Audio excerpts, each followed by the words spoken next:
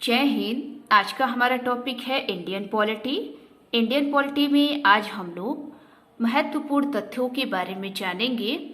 यहाँ से बहुत सारे क्वेश्चन एग्जाम में पूछे जाते हैं, तो चलिए देखते हैं। यहाँ आप देखेंगे इंडियन पॉलिटी यानी कि भारतीय राज्य व्यवस्था।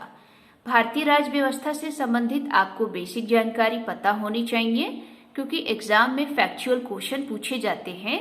तो यहाँ पर हम लोग फैक्चुअल क्वेश्चन को देखेंगे, जैसे राज्य होने के लिए तत्व। दोस्तों, एग्जाम में पूछा भी गया है कि राज्य होने के लिए कितने तत्वों की आवश्यकता होती है, तो ध्यान रखेंगे 4। वो 4 तत्व कौन कौन से हैं? निश्चित भूभाग, जनसंख्या, सरकार और संप्रभुता।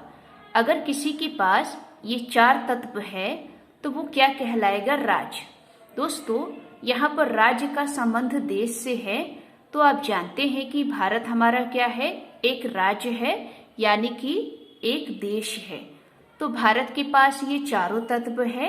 आपको दिखाई भी देता होगा कि भारत के पास एक निश्चित भूभाग है, उस भूभाग पर जनसंख्या है, जनसंख्या को चलाने के लिए सरकार है, और सरकार के पास संप्रभुता है।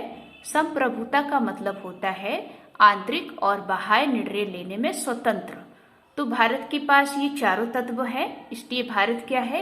एक राज्य है, यानी कि वो देश है। ये एग्जाम में पूछा भी गया है, नोट कर लीजिएगा। उसके बाद देखेंगे सरकार के अंग। आप जानते हैं कि सरकार के 3 अंग हैं। वो 3 अंग कौन कौन से हैं? यहाँ पर आप देखेंगे विधायिका यानी कि संसद। विधायिका को ही संसद कहा जाता है। दूसरी आप देखेंगे कार्यपालिका, और तीसरी है न्यायपालिका।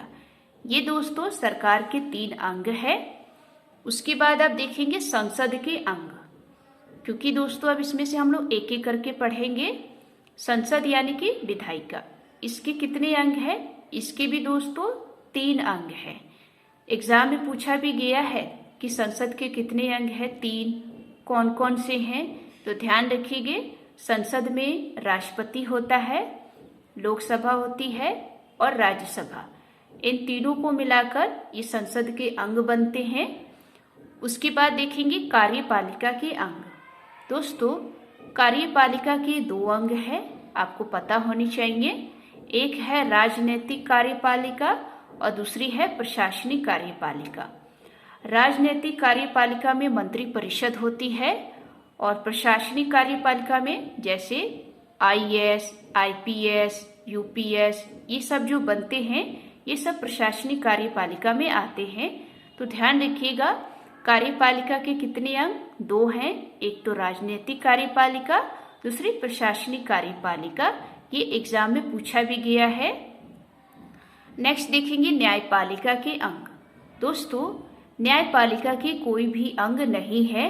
पूछा भी जाता है एग्जाम में कि न्यायपालिका के कितने अंग हैं, तो ऑप्शन में बहुत सारे दे दिए जाते हैं, 2, 3 या इनमें से कोई नहीं। तो ध्यान रखेंगे कि न्यायपालिका के पास कोई भी अंग नहीं है। उसके बाद देखेंगे भारत की न्यायपालिका। आप जानते हैं कि भारत में जो न्यायपालिका है वो क्या है? वो एक स्वतंत्र है एवं एकत्रित है, यानी कि स्वतंत्र और एकत्रित है। ये एग्जाम में पूछा भी गया है कि भारत की न्यायपालिका कैसी है, तो ऑप्शन में आपके पास आता है स्वतंत्र, तो आप स्वतंत्र टिक लगाएंगे, या दोनों दे दे कि स्वतंत्र एवं एकत्रित, तो आप इन दोनों पर टिक लगाएंगे। तो इस चीज को ध्यान रखेंगे। उसके बाद देखेंगे भारत में सर्वोच्च। आप जानते हैं कि भारत में सर्वोच्च कौन है? अगर आपको पता है तो कमेंट बॉक्स में जरूर बताइए। यहाँ पर आप देखेंगे भारत में सर्वोच्च जो है जनता है और संसद है। तो दोनों चीजों को ध्यान रखना है। ऑप्शन में अगर पूछा जाता है जनता, तो जनता को टिक लगाइए। ऑप्शन में अगर दोनों चीजें पूछी जाती हैं तो दोनों को टिक लगाइए।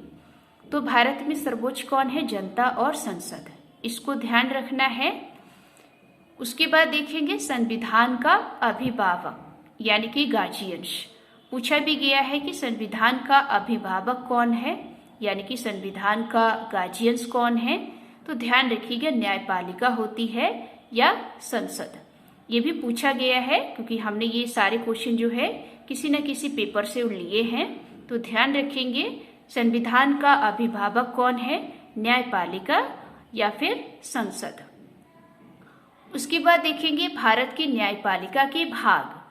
दोस्तों, यहाँ पर न्यायपालिका के अंग थे जो एक भी नहीं है, लेकिन आपसे पूछा जाए कि न्यायपालिका के भाग, क्योंकि अंग और भाग में अंतर होता है, तो न्यायपालिका के भाग जो है वो 3 है।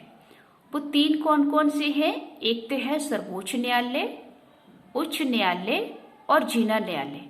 क्योंकि ये तीनों जो है एक ही है, क्योंकि इनको 3 भागों में बांटा गया है, क्योंकि न्यायपालिका के 3 भाग हैं। तो इसको आप ध्यान रखेंगे, एग्जाम में पूछा जाता है, क्योंकि एग्जाम में डाउट रहता है कि न्यायपालिका के अंग है या नहीं। तो ध्यान रखिएगा, न्यायपालिका के अंग नहीं है, न्यायपालिका के भाग है।